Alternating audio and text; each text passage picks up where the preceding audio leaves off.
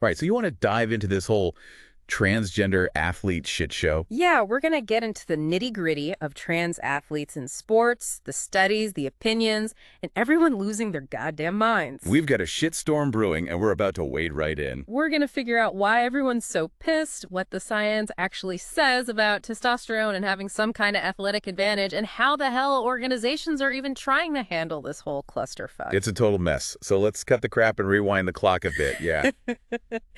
Trans athletes didn't just appear out of thin air, right? Nah, not at all. You had folks like Renee Richards, way back when. Renee Richards. A trans tennis player who fought to compete in the Women's U.S. Open. Hold on, so way before Caitlyn Jenner was breaking the internet, we had Renee Richards out there smashing tennis balls. Back in the 70s after her transition? Seriously. Yeah, her case caused a total uproar back then. No one knew what the hell to do about it. I bet. They even tried to use chromosome testing to bar her from competing. Chromosome testing. Talk about a fucked up history. It was a different time. The whole idea of trans athletes was still pretty damn new. So what happened? Did they manage to keep her off the court? Hell no.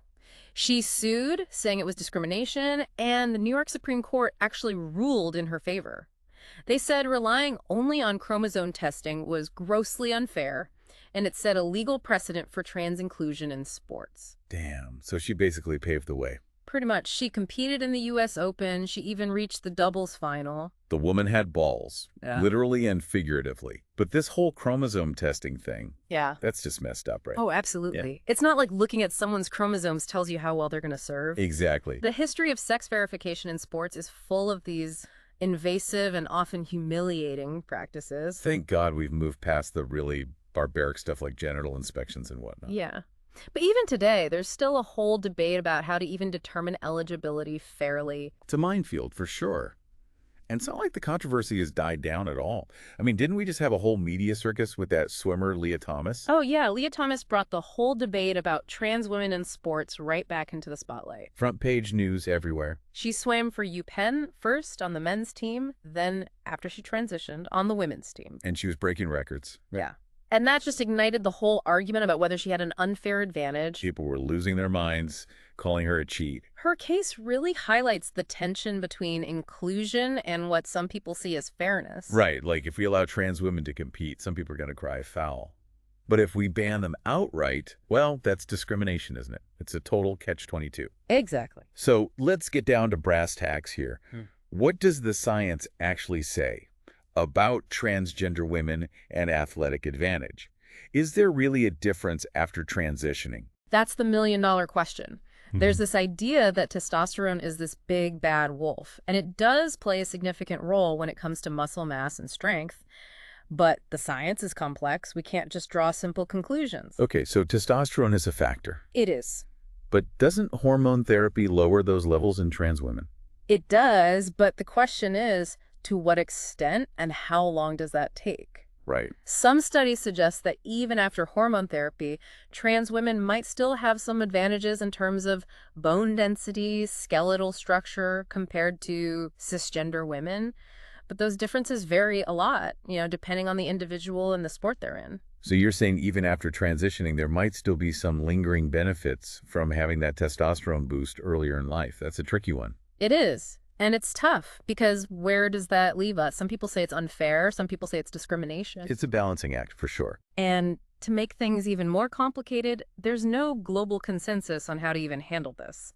The International Olympic Committee, the IOC, has guidelines that are based on testosterone levels, but they've been criticized for being too restrictive and not comprehensive enough.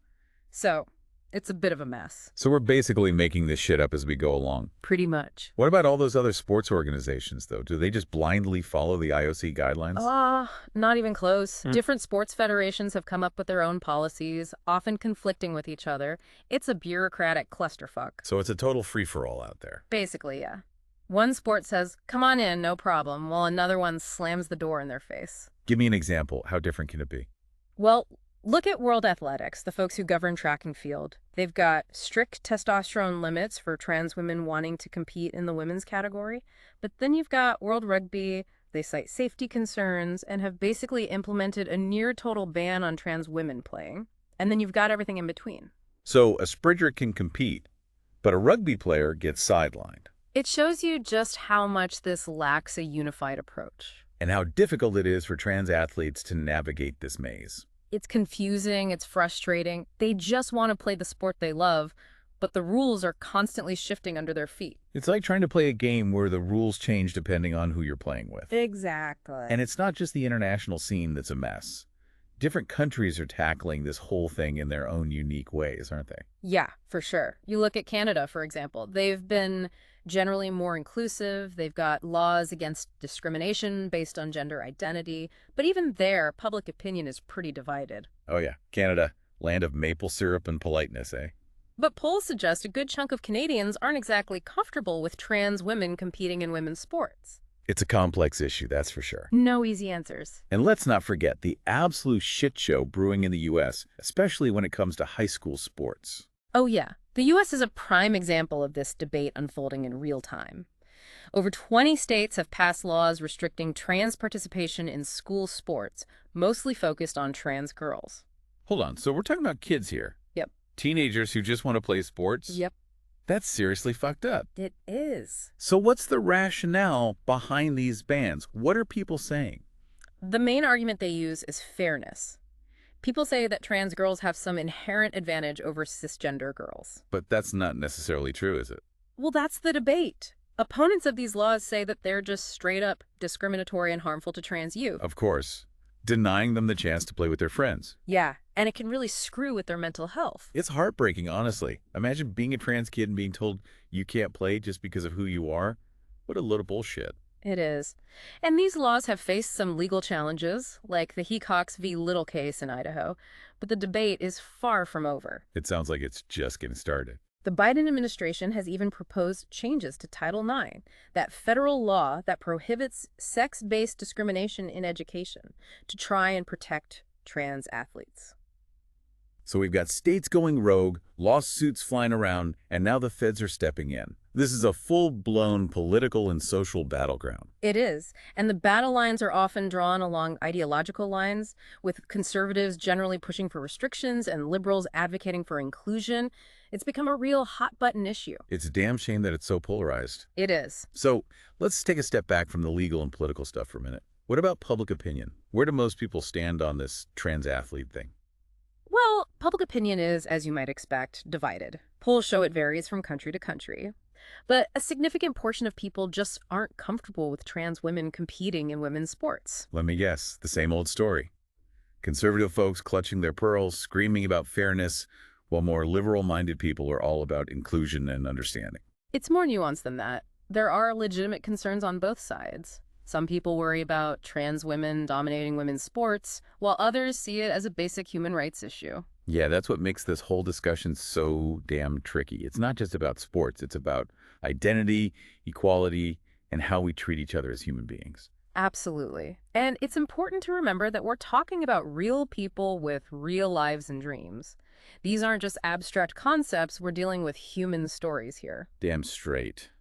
All right, we've covered a lot of ground here, but there's still so much more to unpack. We've got specific cases like Mac Beggs, that trans high school wrestler who was forced to compete against girls even though he wanted to wrestle boys. Oh, yeah, that was a tough one. And then there's the whole issue of non-binary athletes and how they fit into this whole mess. The traditional men's and women's categories don't exactly leave much room for those who don't identify with either. That's another massive challenge for sports organizations. The current system is just not built to recognize non-binary identities. It's a system that needs some serious rethinking, that's for sure. For sure. And we need to talk about the psychological toll this debate takes on transgender athletes. The constant scrutiny, the questioning, even harassment, just for wanting to play the sport they love. Yeah, it's enough to make you want to chuck a javelin at someone. Yeah. But hey, that's why we're here, right? Right. To dive deep, get informed, and maybe even challenge our own preconceived notions. So stick with us as we continue to explore this fascinating and often frustrating world of transgender athletes in sports. It's going to be a wild ride. It really is. Imagine having to deal with all that crap while just trying to focus on your sport. Yeah, talk about pressure. It's like they're under a microscope, their every move analyzed, motives questioned. It's tough. Speaking of tough, we were talking about Mac Beggs before. A trans guy forced to wrestle girls. What the actual fuck? Yeah, Mac Biggs was a high school wrestler in Texas. He was transitioning from female to male. So he wanted to wrestle guys. He did, but he was forced to compete against girls because of the state regulations. Wait, seriously? That makes zero sense. How can you force someone to compete in a category that doesn't even align with their gender identity? It was a complicated situation, for sure. I'll bet. So were they saying he had some unfair advantage because he was transitioning?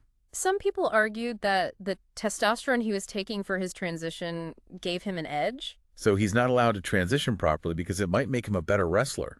Talk about messed up logic. There were also concerns about the safety of the girls he was wrestling. But he didn't even want to wrestle girls. I know.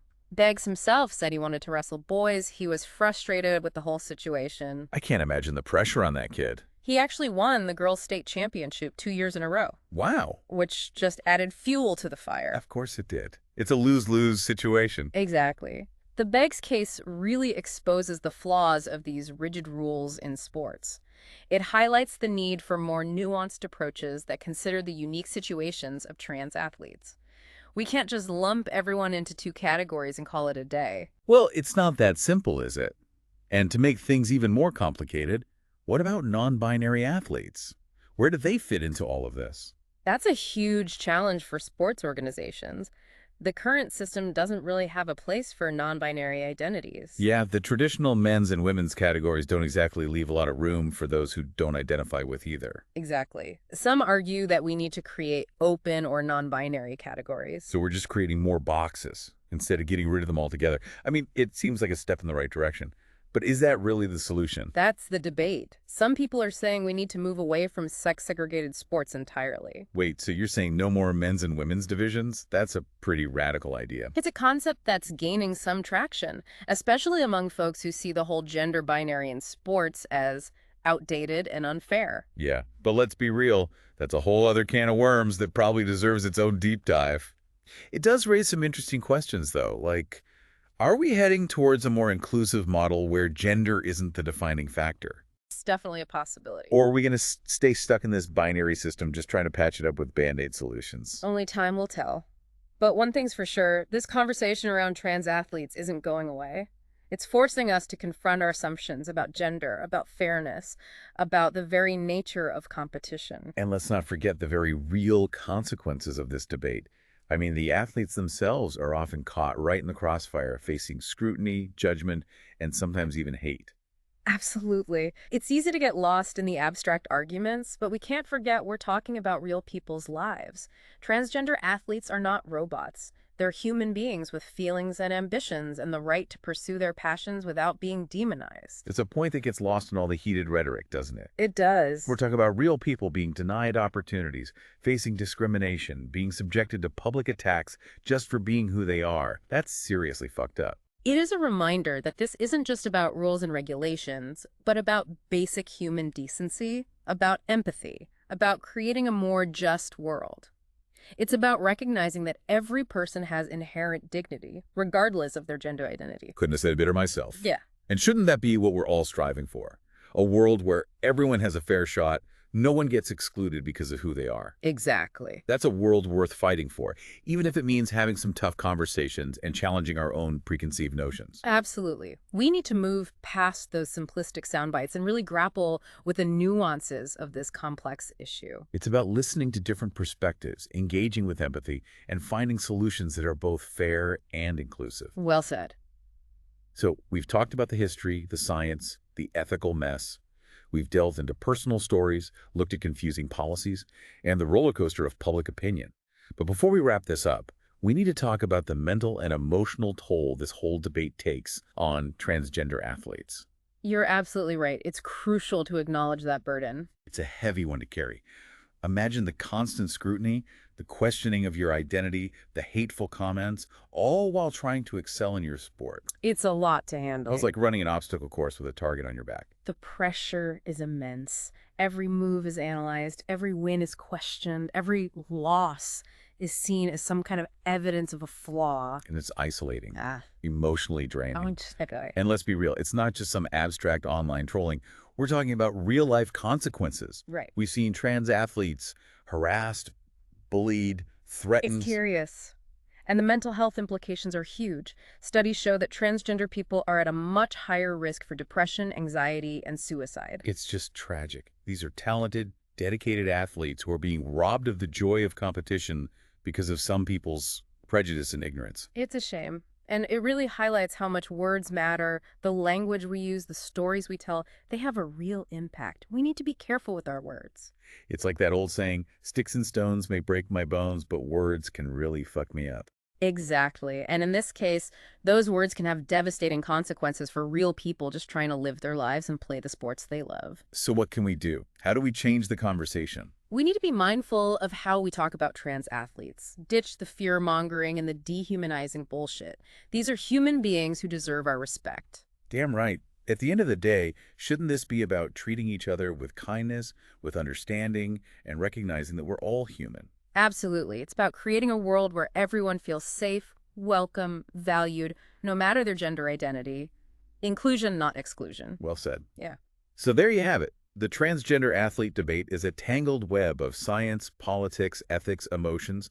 It's a conversation that's not going away anytime soon. It isn't. But hopefully, through open and honest dialogue, empathy, and a willingness to challenge our own biases, we can move towards a future that's more inclusive and just for all athletes. I hope so too. It's a conversation we need to be having, that's for sure, even if it gets a little messy.